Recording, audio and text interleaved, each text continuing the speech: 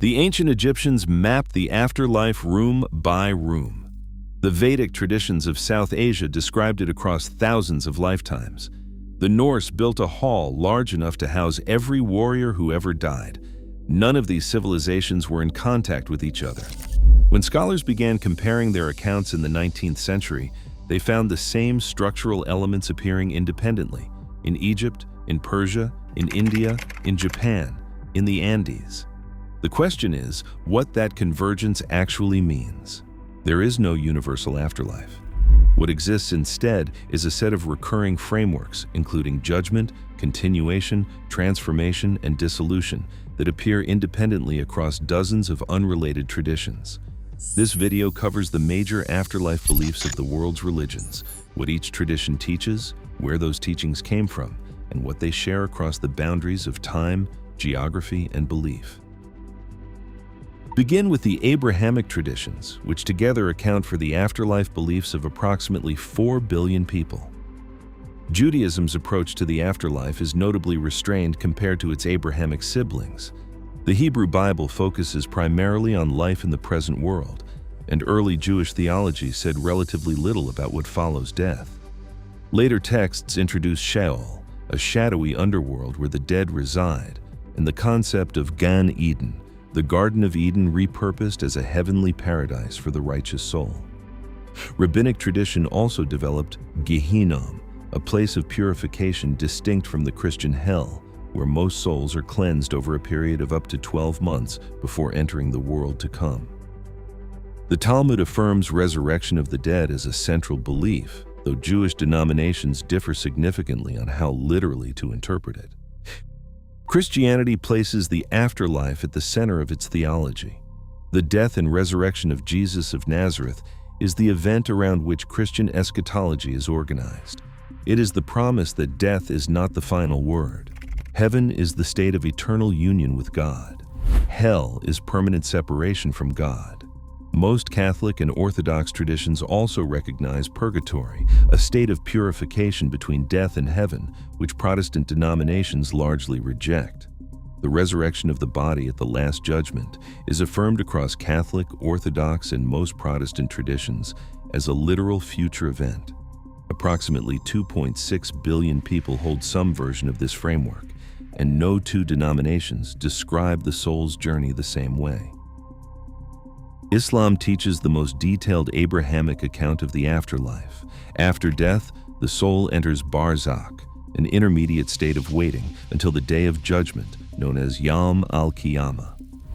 Every soul is judged on its deeds and sent to Jannah, paradise, or Jahannam, hellfire, both described in precise sensory detail in the Quran. Islamic eschatology also includes the crossing of the Sirat, a bridge over hellfire so fine that only the righteous can cross it, and the weighing of deeds on a divine scale. Both Sunni and Shia traditions affirm this framework, differing on details of intercession and religious authority in the afterlife. Moving east, the traditions of South and East Asia present a fundamentally different framework, one built not on a single judgment but on an ongoing cycle. Hinduism's afterlife is inseparable from samsara, the cycle of death and rebirth that every soul moves through across countless lifetimes. The quality of each reincarnation is determined by karma, the accumulated weight of actions and intentions across previous lives. The goal of Hindu spiritual practice, as described in the Upanishads and the Bhagavad Gita, is moksha, liberation from the cycle entirely, the merging of the individual Atman with Brahman, the universal divine reality. Varanasi, on the banks of the Ganges, is considered among the most sacred places in Hinduism to die because death there is believed to grant liberation directly. Buddhism shares samsara and karma with Hinduism, but it reframes the goal entirely. Where Hinduism seeks union of the soul with the divine, Buddhism teaches that the concept of a permanent self is itself the source of suffering. The Buddhist afterlife moves through multiple realms, human, animal, heavenly, and hellish, determined by karma accumulated across lifetimes. The destination is not reunion with God, but nirvana, the extinguishing of craving, the cessation of the cycle of reincarnation altogether. Theravada Buddhism emphasizes individual liberation through the Eightfold Path. Mahayana Buddhism introduces the bodhisattva ideal, the deliberate choice to delay one's own liberation in order to guide others toward nirvana. After death, the soul crossed the river Styx. It was guided by the ferryman Charon into the underworld realm of Hades. There it faced judgment by three judges, Minos, Rhadamanthus, and Iacchus, who determined its destination. The virtuous and heroic were sent to Elysium, a paradise of eternal bliss. The wicked were sent to Tartarus, a realm of punishment beneath even the underworld itself. Ordinary souls occupied the asphodel meadows, a gray and featureless in-between. The Roman tradition largely adopted this framework, renaming its gods and regions while preserving the structure of judgment and destination. Norse afterlife belief organized the soul's destination around how a person died rather than how they lived morally. Warriors who fell in battle were chosen by the Valkyries, divine battle maidens who served the god Odin, and carried to Valhalla, a vast hall in Asgard, where they feasted and fought until the final battle of Ragnarok. Those who died of illness or old age went to Helheim, a realm beneath the earth ruled by the goddess Hel, daughter of Loki. It was described not as punishment, but as a gray continuation of ordinary life. The Norse framework is notable among world afterlife traditions for making no moral distinction between the righteous and the wicked. Destination depended on the manner of death, not the quality of the life. None of these traditions agree on what the soul is or whether the soul survives at all. Taoism presents death as a return rather than a destination. The Tao Te Ching, attributed to Laozi, describes the individual dissolving back into the Tao, the natural order underlying all things, not as loss, but as completion.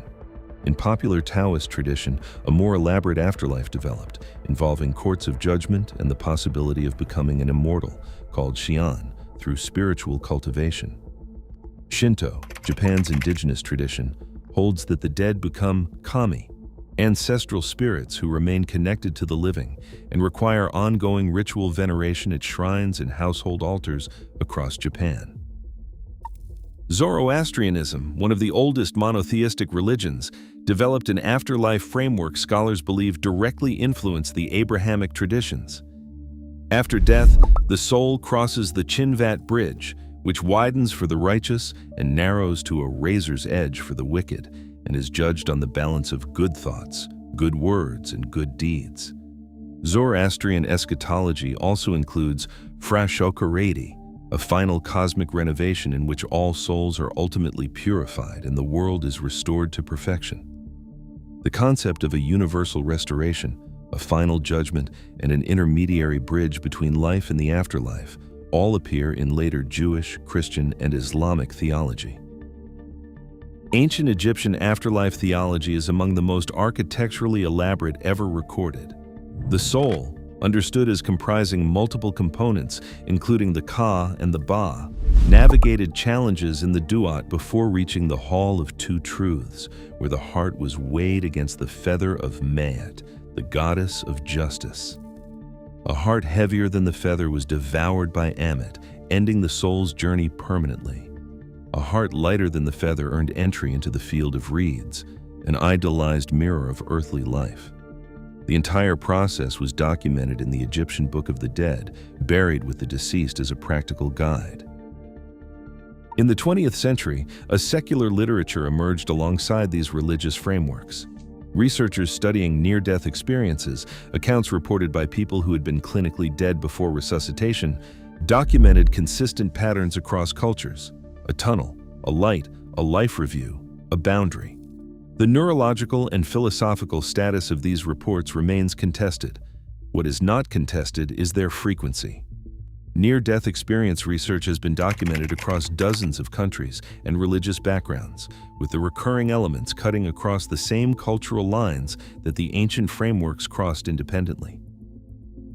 What connects all of these traditions is not their conclusions, but their architecture. Every major afterlife framework contains the same structural elements: a transition for the soul from one state to another, an evaluation of how the life was lived, consequences that follow, and a final destination. The details differ radically. The structure does not. Judgment, continuation, and transformation appear whether the tradition is monotheistic or polytheistic, whether it emerged in ancient Egypt or medieval Persia, whether it describes a single life or thousands of reincarnations. What diverges is the evaluator. The Abrahamic traditions place a divine judge at the center of the soul's fate.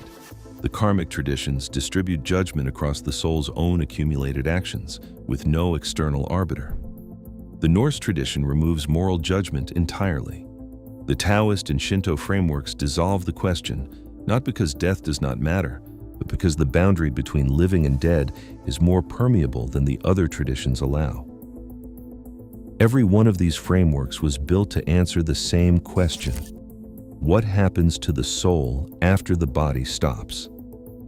That question has never produced a single answer. It has instead produced some of the most detailed, most consequential, and most enduring systems of thought in human history. Of the afterlife frameworks covered in this video, which tradition's account do you find most internally consistent? And what is it about that account that holds together? Leave it in the comments. Every afterlife belief, sacred tradition, and world religion gets its own dedicated video on this channel. Subscribe if you want the full picture.